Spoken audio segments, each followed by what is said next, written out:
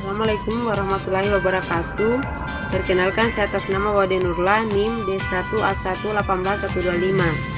Saya akan membagikan tutorial terkait uji regresi sederhana menggunakan SPSS.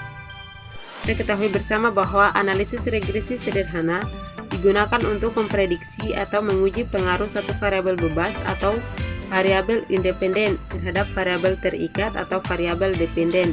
Bila skor variabel bebas diketahui, maka skor variabel terikat dapat diprediksi kisarannya. Analisis regresi juga dapat dilakukan untuk mengetahui linearitas variabel terikat dengan variabel bebas lainnya. Analisis regresi linear sederhana terdiri dari satu variabel bebas dan satu variabel terikat dengan persamaan sebagai berikut, yaitu Y sama dengan A tambah BX, di mana kita ketahui bersama bahwa Y adalah variabel terikat, sedangkan A adalah konstanta regresi, BX adalah nilai turunan atau peningkatan variabel bebas. Kita langsung ke contoh soal, di mana jika diketahui dalam judul penelitian bahwa pengaruh terus pada calon presiden terhadap partisipasi dalam pemilihan umum. Kemudian kita identifikasi variabel penelitian, di mana variabel bebas atau X adalah terus, sedangkan variabel terikat Y adalah partisipasi. Kemudian kita buka aplikasi SPSS, kita ke variabel view. Untuk bagian nama, tabel yang pertama kita tulis untuk X, untuk yang kedua adalah Y. Kemudian pada label kita tulis terus dan kolom yang kedua partisipasi. Setelah itu kita klik data view, dan data ini adalah kita dapat dari Excel, tinggal kita Ctrl C, kemudian kita Ctrl V, dan hasilnya akan seperti ini. Setelah itu kita klik analisis regresi, kemudian linear, akan jadi seperti ini. Untuk dependen, partisipasi, dan independen adalah terus.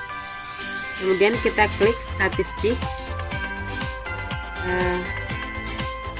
kemudian continue. Setelah itu oke.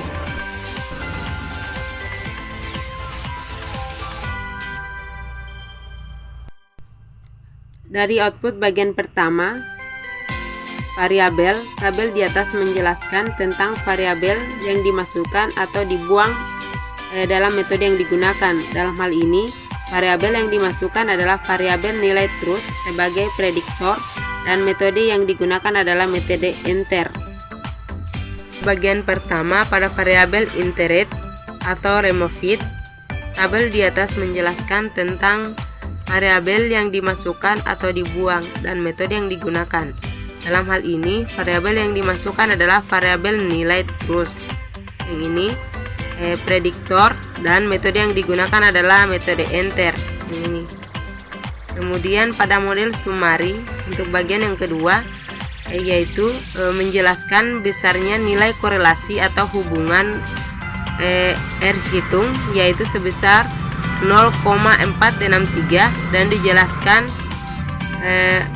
besarnya presentasi pengaruh variabel bebas terhadap variabel terikat yang disebut koefisien determinasi, yang merupakan hasil dari pengkuadratan R hitung.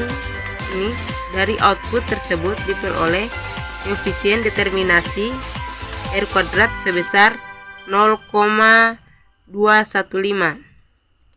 yang mengandung pengertian bahwa pengaruh variabel bebas terhadap variabel terikat adalah sebesar 21,5%, sedangkan sisanya dipengaruhi oleh variabel lain.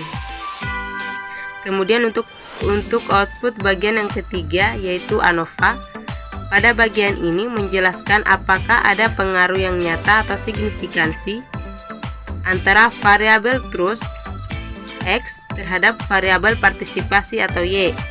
Dari output tersebut terlihat bahwa terdapat bahwa F hitung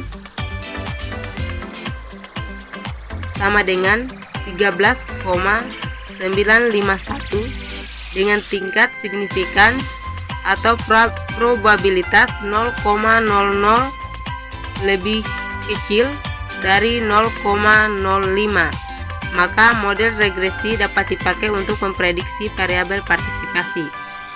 Kemudian output bagian yang keempat yaitu koefisien. Pada tabel koefisien, pada kolom B, pada konstanta A adalah senilai 9,481, sedangkan nilai terus pada bagian B adalah 0,438, sehingga persamaan regresinya dapat ditulis Y sama dengan A tambah BX atau 9,481 ditambah 0,438X, di mana koefisien B dinamakan koefisien arah regresi dan menyatakan perubahan rata-rata variabel Y untuk setiap perubahan variabel X sebesar satu satuan.